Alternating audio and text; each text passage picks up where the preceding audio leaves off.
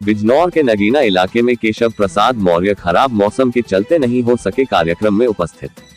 BJP प्रत्याशी पूर्व सांसद यशवंत सिंह ने जानकारी देते हुए बताया, केशव प्रसाद मौर्य खराब मौसम के चलते प्रोग्राम में नहीं आ पाए। उनको हिंडन इलाके से नगीना आना था, जहां पर खराब मौसम के चलते उनका हेलीकॉप्टर नहीं उड़ पाया। वहीं उन्होंने मोबाइल के जरिए ही कार्यक्रम में हिस्सा लेने आए लोगों को संबोधित करते हुए पार्टी की उपलब्धियों को गिनाया। तो वहीं नगीना से बीजेपी प्रत्याशी जसवंत सिंह के लिए वोट की भी लोगों से अपील की।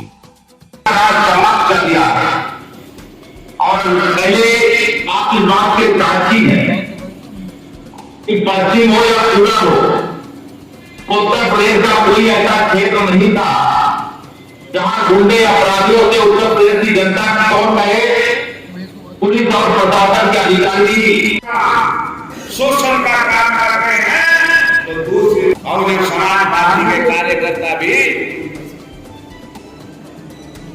मैं आपको एक सूचना के साथ या टेक्निकल लेकर के जा रहा हूं। प्रसाद जी का कार्यक्रम था, वो नहीं आए, तो उन्होंने मोबाइल से अपना संदेश दिया है कि क्या कहा है और क्या।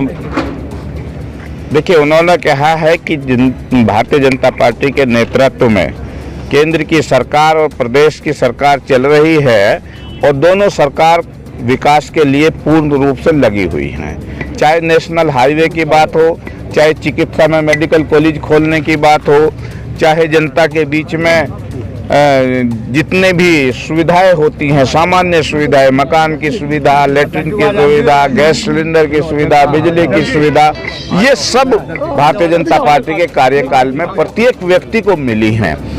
एक विकास का दौर है और उस विकास के दौर में नगीना विधानसभा इसलिए पिछड़ जाती है क्योंकि यहाँ विधायक भाजपा का नहीं है।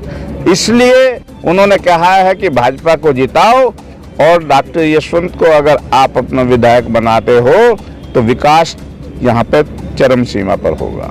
नगीना के पिछड़ने की बात कर रहे हैं आप 2014 में नगीना से ही सांसद थे, तो उस दौर में क्या कमियां रह गई थी? नहीं, कोई कमियां नहीं रही हैं। जो लोकसभा से संबंधित काम होता है, नेशनल जो नीतियाँ होती हैं, जो केंद्र सरकार की योजनाएं होती हैं, जैसे नेशनल हाईवे, वो मेरे ही कार्यकाल में बना है। जो हरिद्वार से काशीपुर तक हम लोग सीमेंटेड देख रहे हैं, मेरे ही कार्यकाल में यहाँ पर 13 बिजली घर जो केंद्र सरकार ने योजना चलाई थी नए बने थे और 21 बिजली घरों का उच्चीकरण हुआ था, जिसमें सुहाहेड़ी बिजली घर का भी उद्घाटन हुआ था।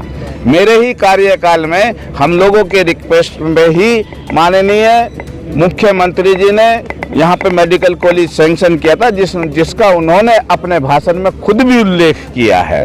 कोई कमी नहीं रही, लेकिन कुछ प्रदेश सरकार से संबंधित काम होते हैं जो प्रदेश सरकार में रहकर ही कराए जा सकते हैं, जिनको पूरा कराना बाकी है और हम उन्हें कराएंगे। तो जीतने के बाद कौन कौन से काम आपको लग रहा है कि अधूरे हैं जो पूरे कराए जाएंगे यहाँ पर, जो पिछली सरकार में नहीं हुए? देखिए, मैं क्षेत्र में भ्रमण कर रहा हूँ, मुझे अब तक 6 ऐसी जगह मिली हैं जहाँ पे जनता को आवागमन के लिए पुल की जरूरत है।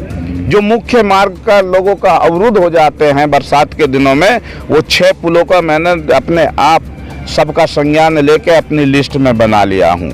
कुछ गरीब लोगों को आवास अभी तक नहीं मिल पाए हैं, उनका क्योंकि सही तरह से सिलेक्शन नहीं हो पाता, मैं उस पर बड़ा ध्यान देने वाला हूँ। यहाँ पे जो टूटी हुई सड़कें हैं, जैसे कुछ रास्ते अभी भी कुछ चौड़ीकरण चाहते हैं, सुदृढ़ीकरण चाहते हैं, जो नहीं हो पाए हैं, मैं उनका सबका काम करूंगा। मेडिकल कॉलेज देखिए MTV भारत, जज्बा सच दिखाने का।